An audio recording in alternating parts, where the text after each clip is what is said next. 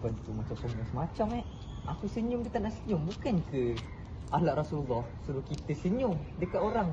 Senyum tu kan sedekah. Betul tu Iqbal. Iqbal nak tahu tak, Rasulullah ni dia seorang yang suka senyum dan selalu ceria. Rasulullah juga dia selalu menuturkan perkataan yang baik. Jadi Iqbal, kita kan guru kan. Jadi inilah peranan kita untuk memastikan masyarakat menghayati dan faham akan akhlak dan sunnah Rasulullah. Nak tahu lebih lanjut tentang akhlak dan sunnah Rasulullah? Nak.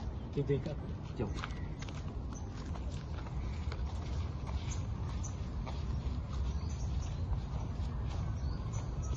Hai korang. Hai.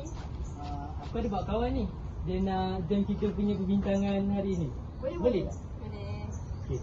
Jom kan? Okay, jom. Iqbal, sebenarnya macam ni. Kami bertiga nak bincangkan apa peranan guru untuk terapkan akhlak mulia dengan sunnah baginda ni dalam kalangan masyarakat. Kebetulan kan kita daripada belajar IPG kita akan jadi guru. Jadi kita ambil inisiatif apa peranan sebagai guru kita nak terapkan akhlak mulia ni dengan sunnah ni dekat kalangan masyarakat. Macam tu. Kebetulan Iqbal ada ni, kita bincang sama-sama. Boleh. Tadi Yun, saya nampak awak berborak dengan seorang makcik ni. Macam mana awak berinteraksi dengan makcik tu? Oh, macam mana saya berinteraksi dengan makcik tu? Okay, saya berinteraksi menggunakan dengan percakapan yang sopan. Dan apabila makcik tersebut menanyakan soalan, perkara pertama saya akan senyum dahulu. Dan saya akan menjawab soalan tersebut dengan perkataan yang sopan, dengan cakap dengan lemah lembut. Jadi macam itulah saya berkomunikasi dengan diorang. Sebab kita kan nak jadi guru nanti. Betul. Jadi kita kena ajar masyarakat macam mana kita nak menyantuni orang lain.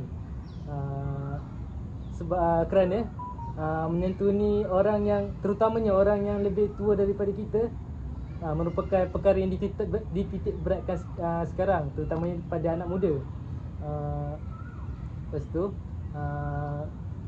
rakan-rakan nak tahu tak, Rasulullah sallallahu alaihi wasallam dia amat menyantuni kanak-kanak. Kita nak jadi guru dan kita akan mengajar masyarakat dan kanak-kanak. Jadi apabila kita menghayati akhlak Rasulullah menyantuni orang lain, kita akan lebih faham dan kita dapat memahamkan. Kita akan faham dan kita akan memahamkan lagi orang lain macam mana nak menyantuni orang lain.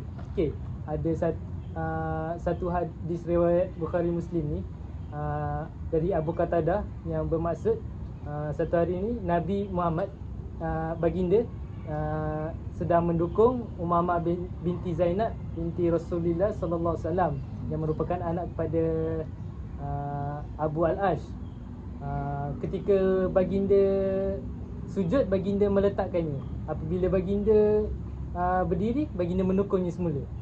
Okey, daripada hadis ni kita dapat tahu Rasulullah ni dia sangat ihsan pada orang lain. Dia menyantuni orang lain. Tak kisah daripada pelbagai umur atau bangsa.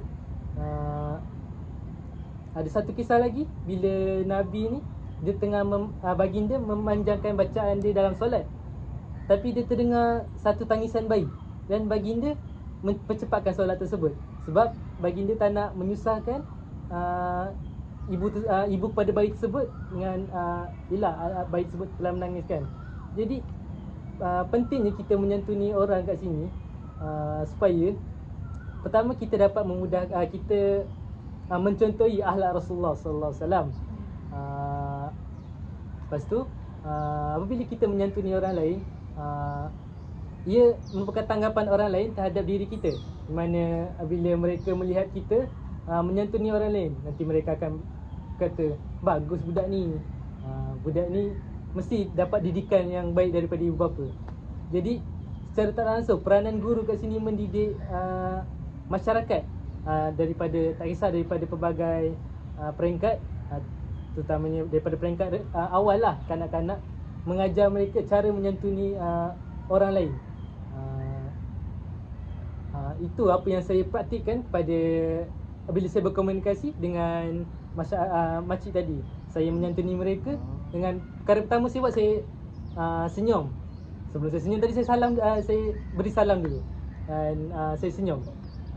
Dan apabila saya mengakhiri perbualan saya memberikan salam, senyum, dan saya melemparkan senyuman lah yang apa orang kata perspektif kita punya peribadi kita menyantuni mereka walaupun kita telah habis berbual dengan mereka. Jadi Izam mengamalkan akhlak mulia Rasulullah dalam kehidupan harian Izam lah. Betul. Okay. Kalau Anis pula? Kalau saya lebih kepada kita sebagai guru, kita ada satu sifat, kita perlu ajar mereka untuk bersifat ikhlas. Kenapa ikhlas? Bila pelajar, contoh kita pandang pada aspek kanak-kanak dulu untuk datang ke sekolah.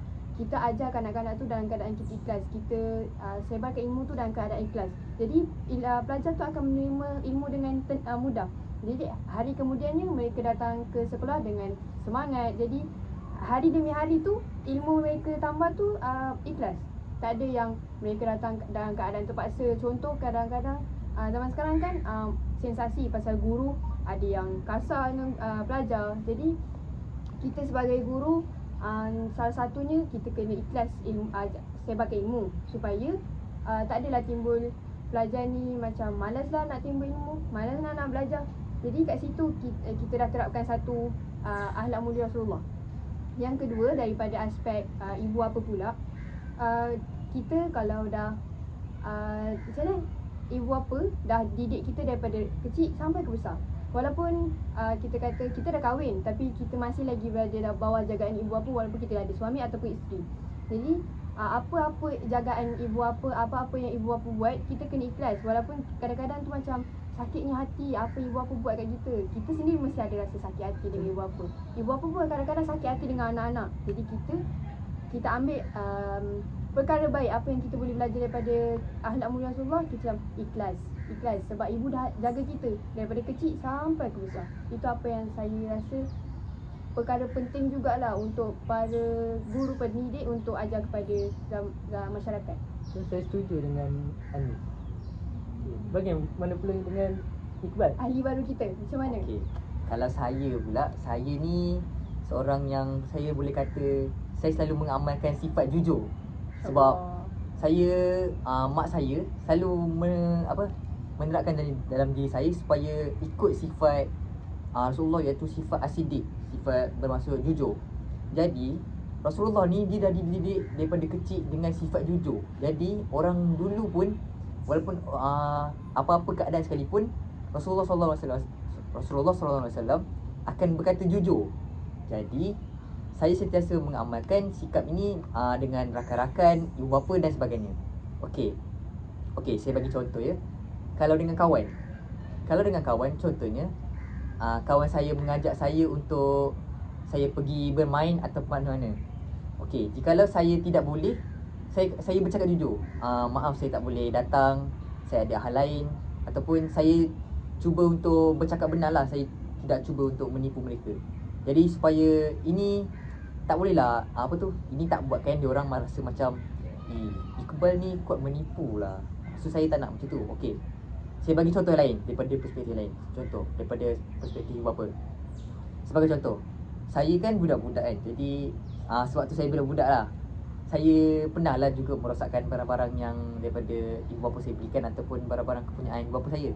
Sebagai contoh pinggan. Okey, jikalau pinggan saya sendiri yang buat pecah pinggan tu, saya nak tak nak, saya mestilah bercakap jujur dengan ibu bapa saya. Saya kena mengakui kesalahan saya. Saya kena kata, maafkan saya Umi, ini pinggan ni pecah sebab salah Iqbal. Jadi ini buatkan supaya sikap suka berbohong ni tak ada dalam diri saya. Supaya semakin besar saya tak mengamalkan sikap ni. So selain daripada tu, sikap jujur ni dia ada banyak. Jujur dalam percakapan, jujur dalam belajar dan sebagainya. Kalau daripada segi belajar, Kalau sebagai contoh, saya ni seorang siswa di IPG. Jadi semasa lecturer mengajar, andai kata saya tak faham dalam sesuatu benda, saya akan jujur. Saya akan bertanya, puan, izinkan saya bertanya, saya tidak faham tentang bab ini. Jadi ini akan membuatkan saya tidak akan tercicir atau ketinggalan dalam sesuatu pelajaran. Jadi ini boleh membuatkan saya supaya saya dapat ilmu tu, saya datang hari tu saya dapat faham lah ilmu yang tu, supaya saya tak saya tak macam menyusahkan orang lain lah. Macam tu lah. So saya pula ada dengar hadis riwayat Tirmizi dan Ahmad mengatakan berkaitan dengan jujur. Tinggalkanlah apa yang meragukanmu pada apa yang tidak meragukanmu. Sesungguhnya kejujuran lebih menenangkan jiwa, sedangkan dusta mengisahkannya. Kita kat sini kita pun boleh faham. Kalau kita tipu orang, kita tak akan tenang. Betul? Kita tipu orang, kita tak akan tenang. Lebih baik kita berkata jujur, lepaskan semua benda supaya urusan kita selesai waktu tu je. Faham? Okey, pada pendapat saya pula, peranan seorang guru, iaitu seorang pendidik, ialah kena terapkan sifat hormat menghormati. Macam contoh, sikap bersalaman dengan ibu bapa, guru, terutama sekali ibu bapa lah. Sebab ibu bapa ni merupakan orang yang terpenting dalam kehidupan kita.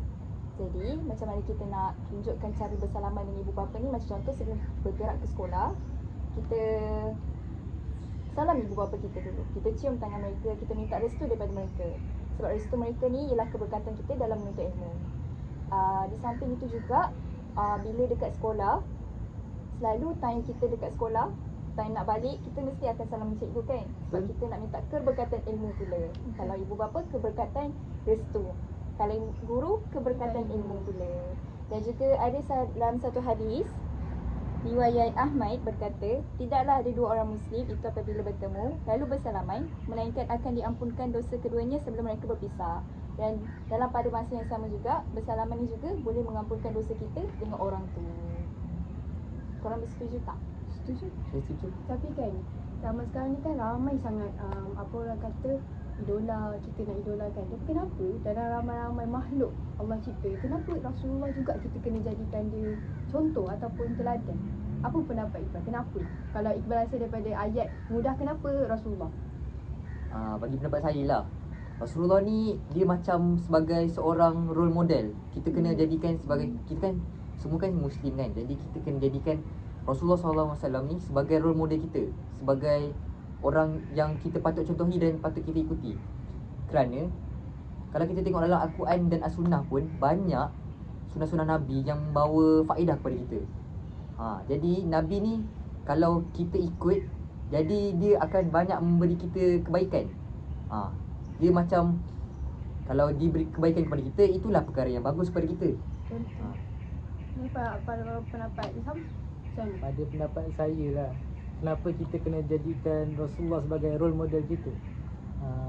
Ada seorang, saya ceritakan lah.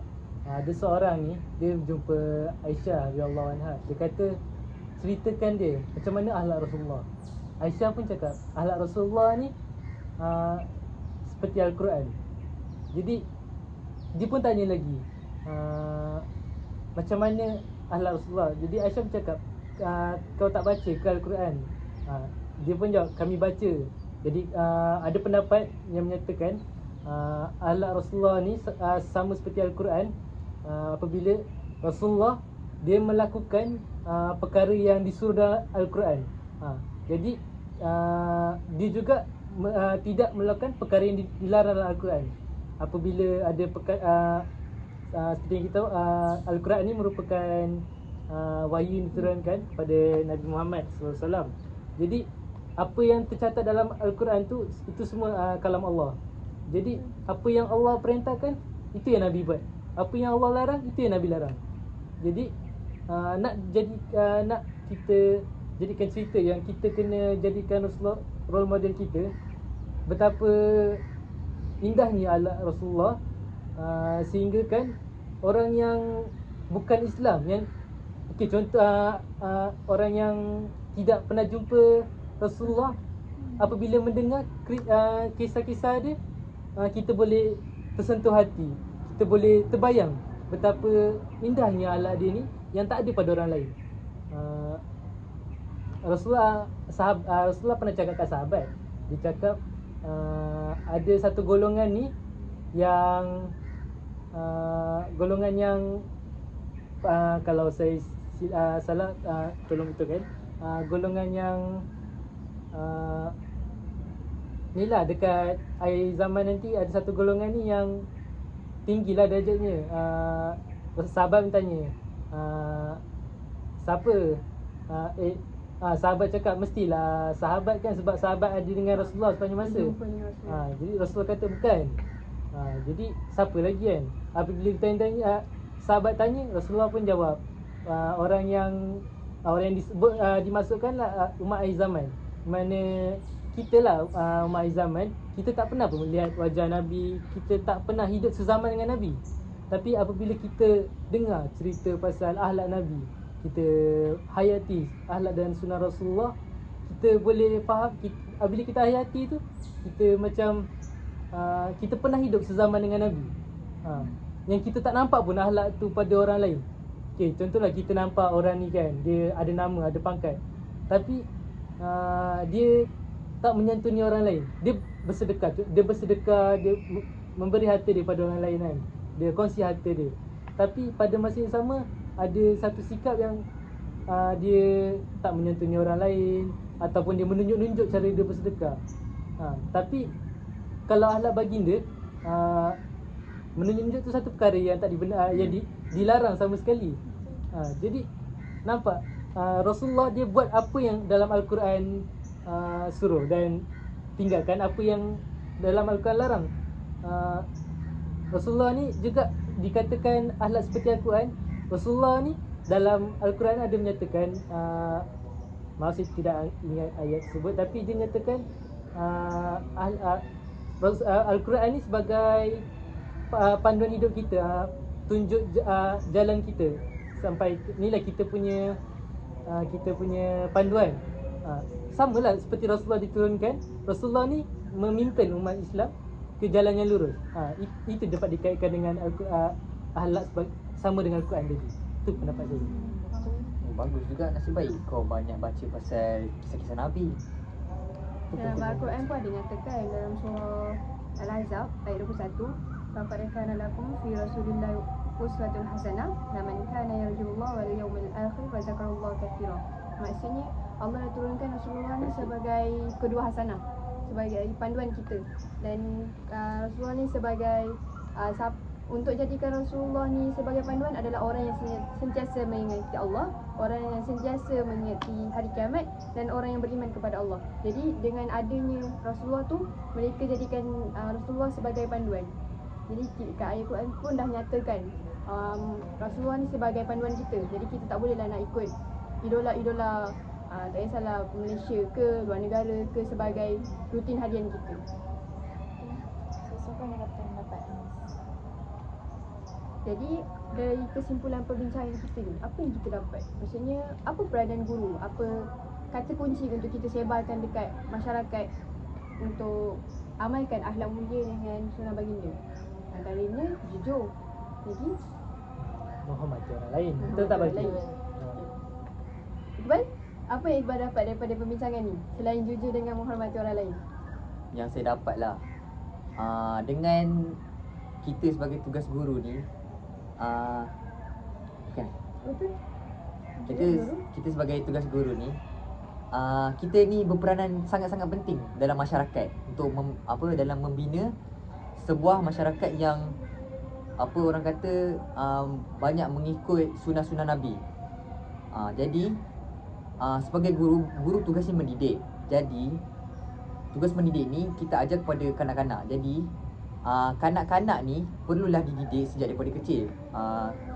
Abang kata patah, melentur buluh biarlah dari rebungnya. Jadi kita mestilah ajar budak-budak daripada kecil. Contohnya kita terapkan dalam diri dia supaya mengamalkan sikap berkata benar, sentiasa senyum, hormat menghormati antara satu sama lain, supaya bila budak tu dah besar, budak tu akan menjadi seorang yang Islam yang seorang mukmin dan seorang mukmin lah, mukmin yang Teguh imannya. teguh imannya, betul. Jadi ini baguslah supaya masyarakat semua dapat hidup dengan harmoni, tiada bergaduh-bergaduh, perselisihan kaum dan sebagainya. Itu apa pendapat saya lah. Okey. Ingat tak pensyarah kita ada selalu cakap kita nak mendidik murid ni biar supaya dia jadi murid yang baik lagi pandai. Apa pendapat Balkis baik lagi pandai tu? Adakah ia berkaitan baik tu dapat tekankan konsep akhlak kat situ? Pada pendapat saya, baik lagi pandai ni sebenarnya lebih kepada akhlak. Kalau akhlak yang buruk tapi pandai, memang akan dipandang buruk oleh masyarakat. Kalau akhlak yang baik tapi pandai, maksudnya dia boleh Menjadi Muslim yang Lagi bertambah lah kan. Betul. adab dulu baru ilmu. Hmm. Tiada adab maka tiadalah ilmu. betul.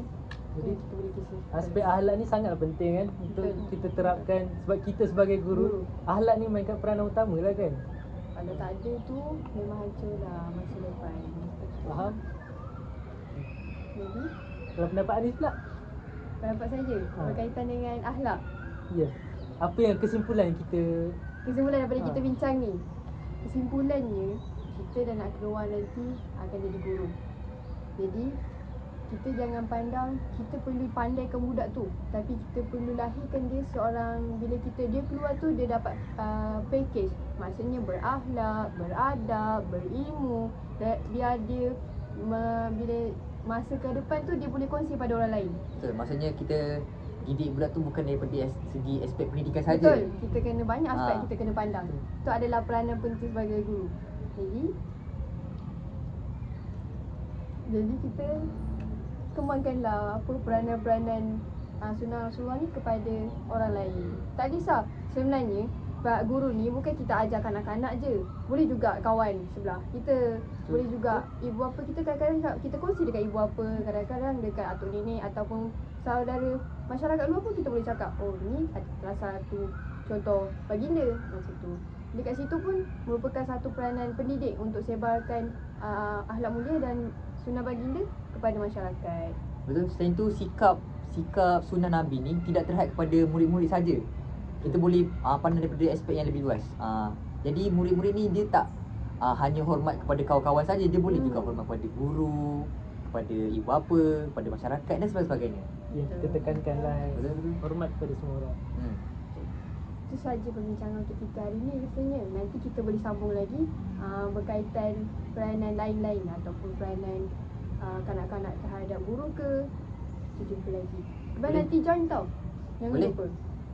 Kita buat Sabtu minggu depan. Boleh? Sabtu minggu depan saya free. Boleh. Boleh. Ni korang nak pergi mana? Kita orang nak pergi surau jap, nak solat Zuhur. Okay, baik. Well, Jadi kita jadi kami pergi dulu baik. Nak ambil wuduk ni. Okay, baik. Betul. Terima kasih untuk perbincangan hari ni. Okay, sama-sama. Bye. Baik, assalamualaikum. Salam. Audio Jungle.